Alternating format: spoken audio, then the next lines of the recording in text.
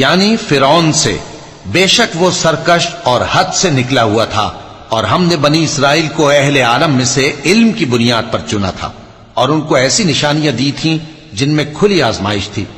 یہ لوگ یہ کہتے ہیں کہ ہمیں صرف پہلی دفعہ یعنی ایک بار مرنا ہے اور پھر اٹھنا نہیں، پس اگر تم سچے ہو تو ہمارے باپ دادا کو زندہ کر لا۔ بھلا یہ اچھے ہیں یا تبا کی قوم اور وہ لوگ جو ان سے پہلے ہو چکے ہیں؟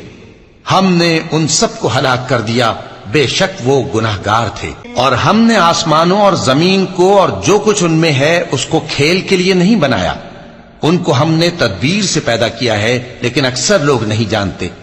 کچھ شک نہیں کہ فیصلے کا دن ان سب کے جی اٹھنے کا وقت ہے، جس دن کوئی دوست کسی دوست کے کچھ کام نہ آئے گا اور نہ ان کو مدد ملے گی مگر جس پر اللہ مہربانی کرے۔ بے شک وہی غالب ہے، بڑا مہربان ہے۔ بلا شبہ تھوہر کا درخت گناہگاروں کا کھانا ہوگا، جیسے پگھلا ہوا تانبا۔ وہ تھوہر پیٹوں میں اس طرح کھولے گا جس طرح گرم پانی کھولتا ہے۔ حکم دیا جائے گا کہ اس کو پکڑ لو اور کھینچتے ہوئے دوزخ کے بیچوں بیچ لے جاؤ، پھر اس کے سر پر کھولتا ہوا پانی اونڈیل دو کہ عذاب پر عذاب ہو۔ اب مزہ چکھ، تو بڑی عزت والا اور سردار تھا۔ یہ وہی دوزخ ہے جس میں تم لوگ شک کیا کرتے تھے۔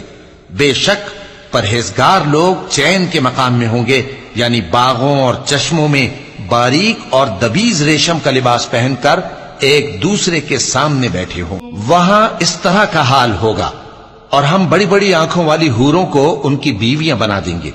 وہاں امن و اطمینان سے ہر قسم کے میوے منگائیں گے اور کھائیں گے، اور پہلی دفعہ کے مرنے کے علاوہ موت کا مزہ پھر نہیں چکھیں گے، اور اللہ ان کو دوزخ کے عذاب سے بچا لے گا۔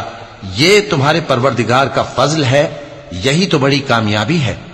ہم نے اس قرآن کو تمہاری زبان میں آسان کر دیا ہے تاکہ یہ لوگ نصیحت حاصل کریں، پس تم بھی انتظار کرو، یہ بھی انتظار کر رہے ہیں۔